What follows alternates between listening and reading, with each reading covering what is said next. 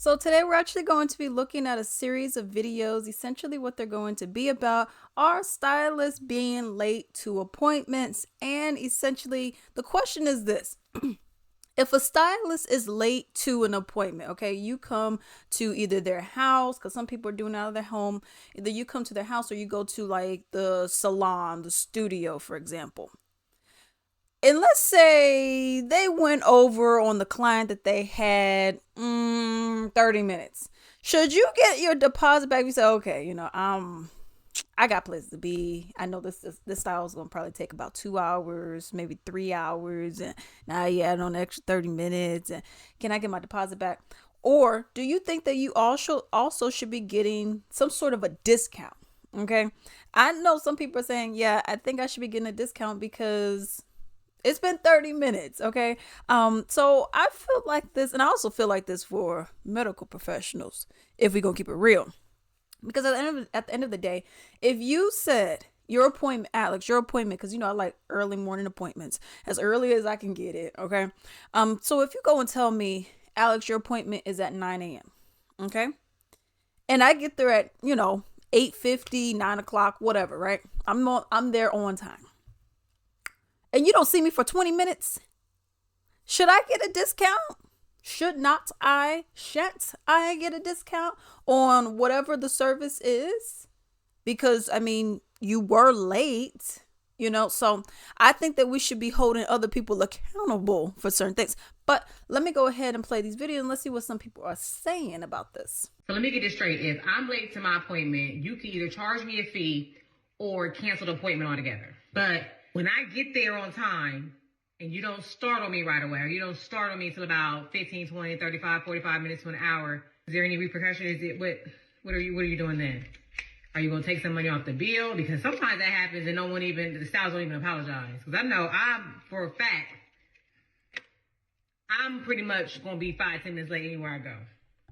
It's just my nature. I apologize when I get there. Okay, if you got a fee, whatever, I pay for it. That's fine. But what about all the times that you get to your appointment on time or maybe early and you sitting there waiting, watching them do everybody else's hair, talking on the phone, taking their lunch, cackalaacking with all the other stylists, and they don't start on you right away. Okay, my appointment time is at 1 and you don't start on me till 1:35. What we doing? Is it going to be some type of discount? Is it because y'all know we need our hair done. We wouldn't have booked the appointment if we did need our hair done. So we kind of at y'all's mercy, but you get to charge a fee for us being late, but what we get to do? That's a valid point, okay? Because in these kind of service industries as well, what's very important about it is building a clientele, a loyal clientele, okay? Because when you're in these kind of service industries, it's not like a doctor, even though we need to be holding them accountable too. Okay.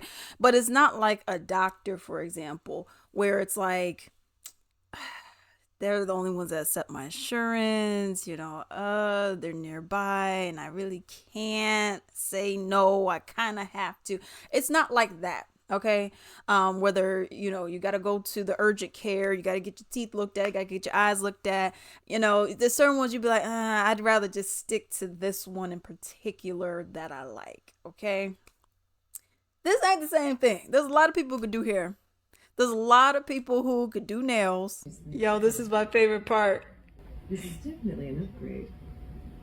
So, you black, you do nail, You Korean, you sell hair? Brazilian, Malaysian, Filipino, Cambodian, what do you like? Ooh, give me some. I heard that, girl. You got all kind of businesses going on up in here.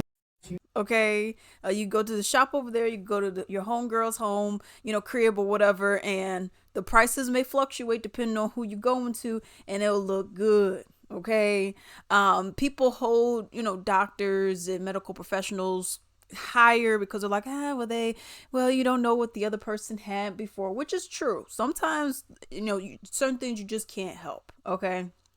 And sometimes, yes, there will be some discounts. Like, okay, you were waiting for 30 minutes. I'm sorry. I'm going to go and make sure someone gets cut off your bill. Okay. I've seen it before. So I get it, but with stuff like this, there's a reason why you have certain stereotypes, if you will, about certain professions. Okay, where I've seen videos where people are getting their hair done and they're like, can you believe my stylist is taking a lunch? Can you believe she eating right now while she's doing my hair? Or I'm at her house and she got her kids running around. It's not a professional environment and I'm late and now, or maybe she's late and I can't get a discount, but she just has all this other stuff going on. So I can understand. I can definitely get that. But let's go ahead and look at some of these comments first, okay?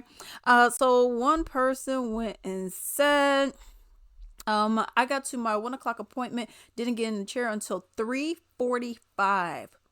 Wow.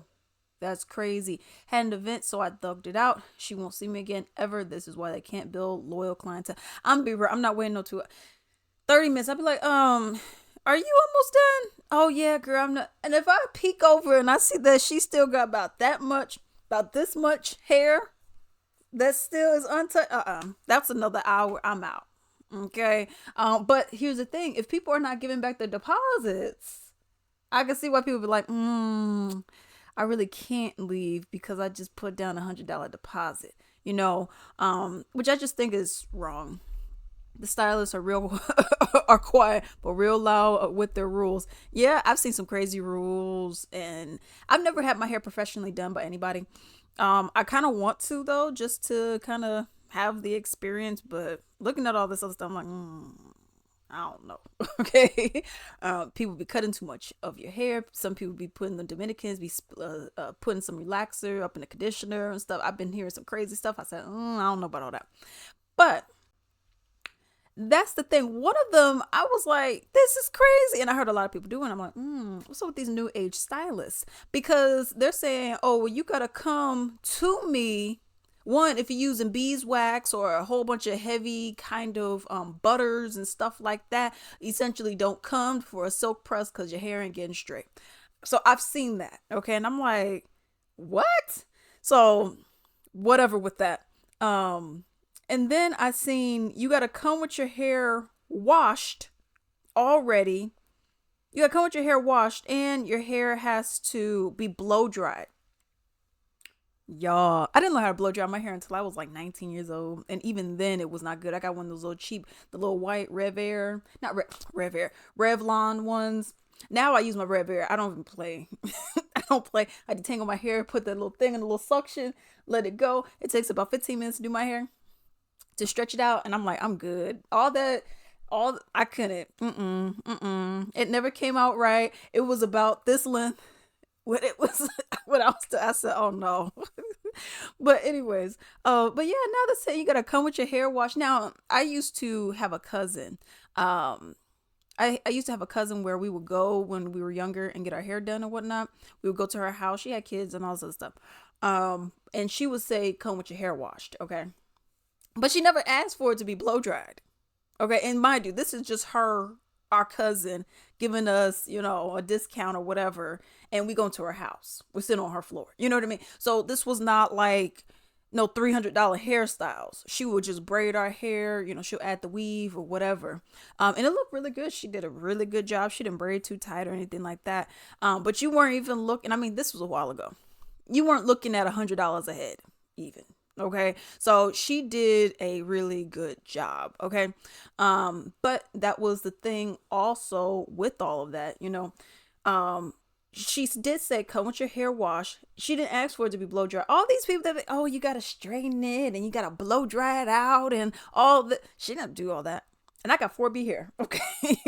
So let's just keep it real. So, you do have a lot of people who just they be asking for a lot. And then they're like, okay, that'll be $300.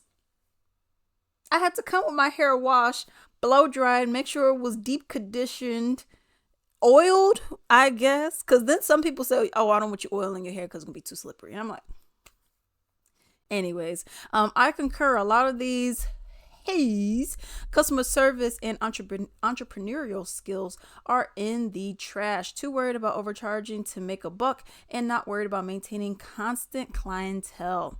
It's transactional. One is providing a service and the other is paying for said service. Both people are also exchanging their time. Why should the stylist be protected and the client not? I think it is fair. Yes, it's a question for doctors, mechanics, dentists as well, because they're not taking off nothing. I personally give a 20-minute grace period. Things happen. I also don't believe in double booking. So yeah, well then that's different.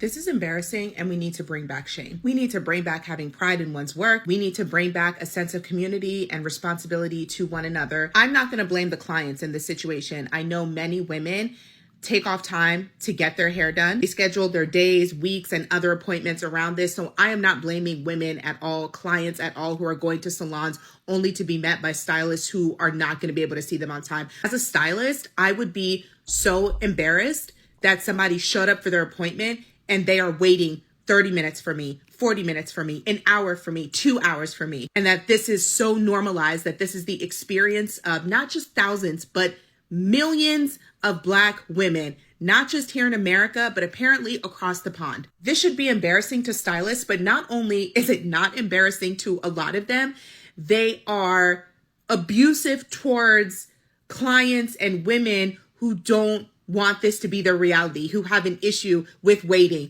who want to be seen at the time their appointment is scheduled for. This has got to be some level of normalized insanity at this point, because in what universe, in what other situation is it acceptable to schedule an appointment with a professional? You agree upon the time.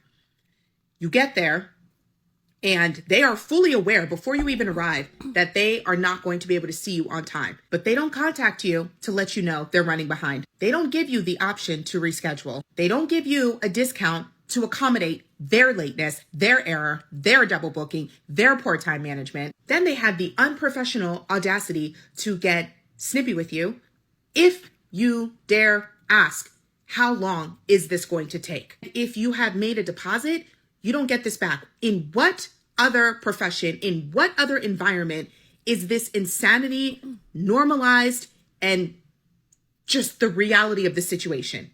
In what other context is this okay? None, because it's not okay, because it's insanity. And the fact that we have to deal with this is just wild to me. But we actually don't have to deal with this, because if we brought back shame, we wouldn't have to deal with this. And I think this is actually kind of course correcting itself, given the amount of stylists who are having to go back to getting 9 to 5s. I think that is course correcting itself to a certain degree. However, if we want to speed up this process, we got to start, the change has to start with us, because it's very clear, given some of the responses that I've seen to not only my video, but other videos of women who are talking about this. It's very clear to me that there are not enough stylists, at least the ones who are verbally speaking out. It's clear that they are not going to hold themselves accountable. So somehow we have to do it. But the fact that 30 minutes, I was waiting for my appointment for 30 minutes, it's still wild to me that that is normal, and it's better than people who have to wait for 2 hours. We got to bring back shame. Hey y'all, today I want opinions from my client's perspective. So if you've ever been a client to anyone, answer me this. How many times have you went to get service and realized that your stylist was late? But not just a few minutes late, but more than her policy states late. When you realized you being late would have probably costed you your appointment or either more money, how did that make you feel? Probably annoyed, right? What if I told you that from this point on, if I'm ever more than 10 minutes late, I return your deposit? What if all service providers honored this? How would you feel as a client?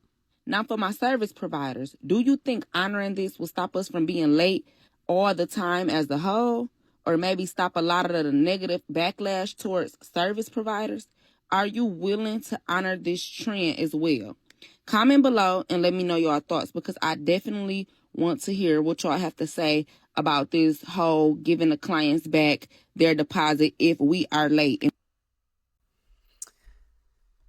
So you already heard some different opinions. Let me know what you all think about that down below.